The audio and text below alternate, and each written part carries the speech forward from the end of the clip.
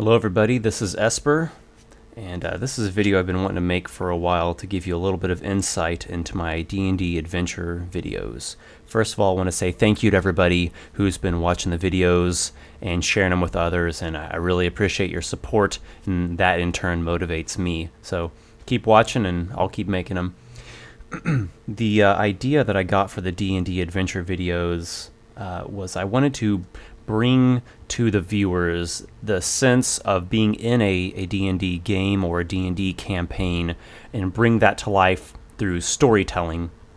There are a lot of videos out there that show little snippets of people's gaming groups, and those are pretty fun to watch. But I wanted to go for something a little bit different here and hopefully draw the audience and the viewer more in so that they feel like they're really there alongside the character, and as well give them the ability to put in their comments, give that input to help decide what the character does as he goes along throughout the adventures.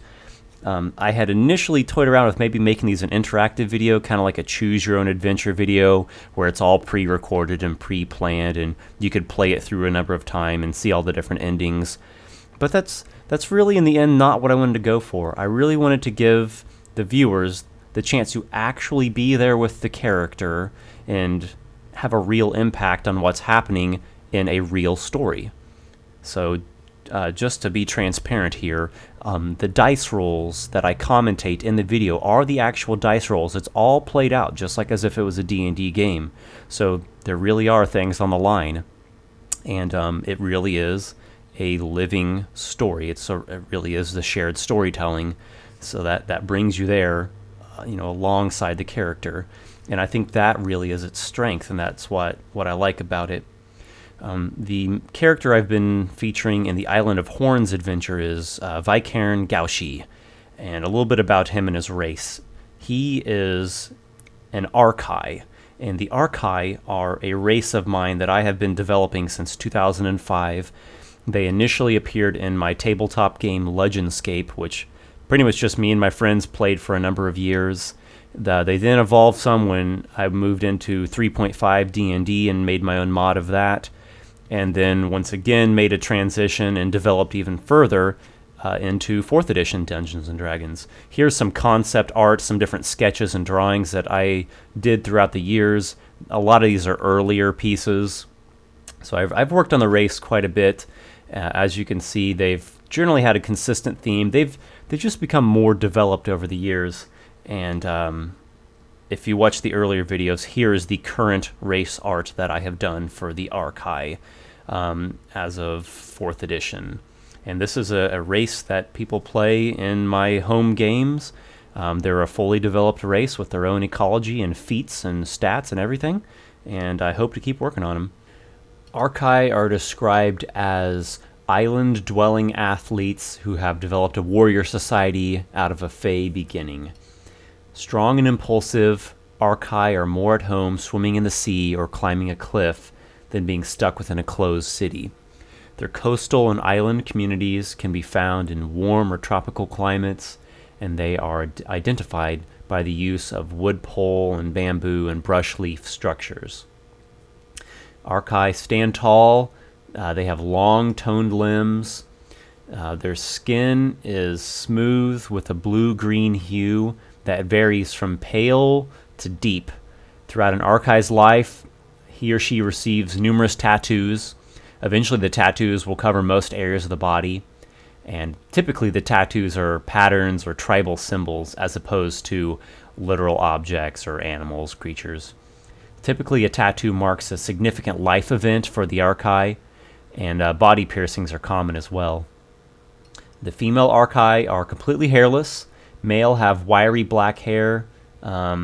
Usually it's just on the back of the head, fashioned into dreadlocks, and they can also grow these black hair-like whiskers on either side of the mouth. Arcai hands and feet are partially webbed. They have sort of a thin, semi-transparent skin that comes up to just around the first joint on a digit. Their ears are long, longer than an elf's, and they're kind of curved as well. And their eyes are interesting. They lack pupils, but they have this soft sea color tones ranging from blue to teal to green. And let's see, the archais do mature slightly slower when compared to a human. Every individual will go through several personal tests before they get recognized as an adult, and probably the oldest archai is around 150 years old. Other things about the archai, let's see. Their society has developed a lot throughout the history of my world. At one point, the earlier relatives of the archai were probably sea-dwelling fae, but they have long since built their homes on land. But their connection with water is always going to exist. Some people think the archai are a little bit strange in comparison to other fae because they are more competitive and tribalistic, which sets them apart from the more subtle, magical fae creatures like gnomes, eladrins, satyrs, things like that. The archai put a lot of emphasis on physical prowess and speaking directly and being mighty in melee weapon combat. Actually, from a young age, the archai train with long spears and chakrams, these weapons that work well in the environment in which they live and can be fashioned out of the materials that are readily available. So, basically living in places that other people find too dangerous, too wild, too strenuous, hardens them into warriors and athletes. At their best, archai are known to be powerful defenders of friends and personal freedom. At their worst, they're mistrusting bullies who have an unhealthy love for conflict. Something about the names also. They reverse their names compared to what typical humanoids do. They place the family name before the first name. So in other words, Vicaren Gaushi, Vicaren would be his family name, his last name, and Gaushi would be his birth name or his first name.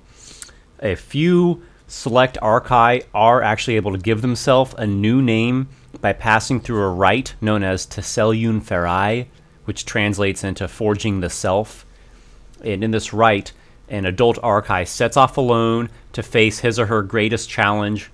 And the challenges take many forms, and they vary from person to person, but they all share this theme of undergoing an attempt to make an impact in the local region or even in the world and solidify your place and your legacy as an empowered individual.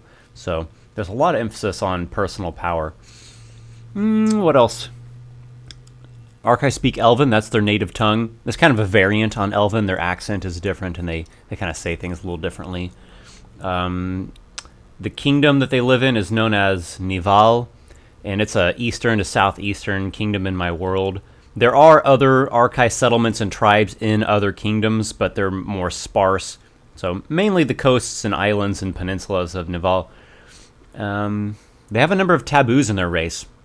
A big taboo is a non-archai telling an archai what to do. That is considered an insult for an outsider to impose their supposed authority. An archai that doesn't have plentiful body art, or a male archai that doesn't have dreadlocks or hair, that is seen as someone who is weak or hasn't been able to accomplish much for themselves or for their tribe. They're generally more mistrusting of races like dwarves, the more industrious, rigid, reserved, law-based, very strict, structured, city-based races. Archai revere gods very, very selectively. Cord and Melora could be revered. They revere the primal spirits as well, and some communities completely favor the primal spirits over the divine. So overall, the characteristics of the archai would be strong, free, bold, outspoken, athletic, aquatic, fast, exotic, and tribal. And I'm running out of time here, as always, so I just want to say thank you once again for watching the adventure videos. Hope you keep watching and enjoying them. For those of you that have been asking me if I plan on doing a different adventure, probably am going to. When I get some solid developments in that area, I will definitely let you know. So farewell for now, and happy gaming.